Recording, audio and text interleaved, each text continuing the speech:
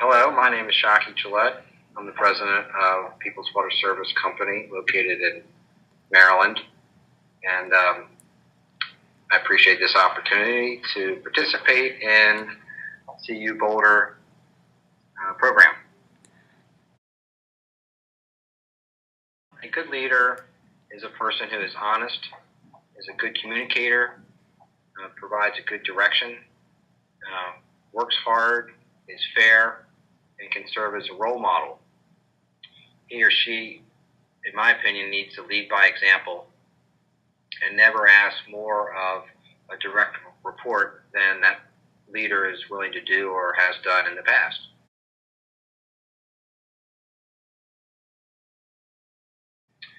Well, I'm not sure I'm any of those 100% of the time, and I guess it depends on the particular situation. In setting up my company's goals and objectives, I usually depend on input from my managers, so I enjoy listening to their perspectives, and I guess that makes me maybe democratic probably 20% of the time. And I really do not like to micromanage because I feel it's inefficient for a lot of reasons, and I believe in empowering my staff as much as possible, and I think it's important so my staff can grow both professionally as well as have a sense of ownership or pride in their work. So during normal times, I trust my staff is doing what they're supposed to be doing, and I do certainly occasionally verify their work, which I suppose would be considered laissez-faire leadership or management styles.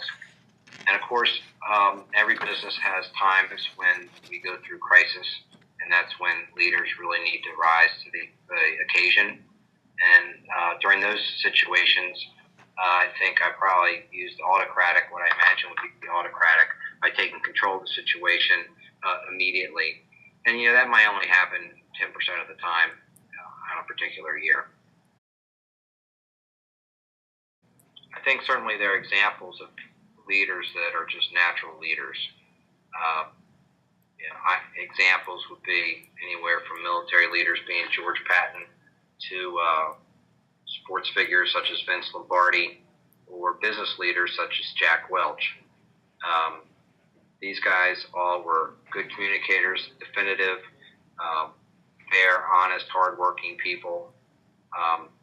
However, I think most leaders are actually made or learned, and that's how I really think. I think I had some skills, but as I went through life, my leadership skills improved. My greatest influences would probably be my direct supervisors over the years, and both good and bad. And while you might have a supervisor you might say is overall not a very good leader, there certainly are. I had an individual who there were things that I appreciated or valued about the individual, and not everything he did in my mind was wrong. So it does help you by having a different variety of supervisors or coworkers that you can grab from each one of them how you might want to treat people and how you might want to lead your organization.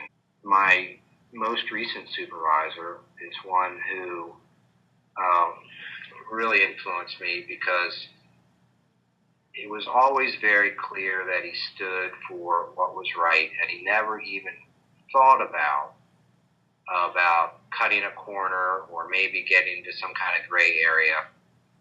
And that's when I kind of call that, you always have managers or leaders talk about doing the right thing and all that kind of stuff. But then you have real gut checks when things are hard, things are tough, either financially or emotionally.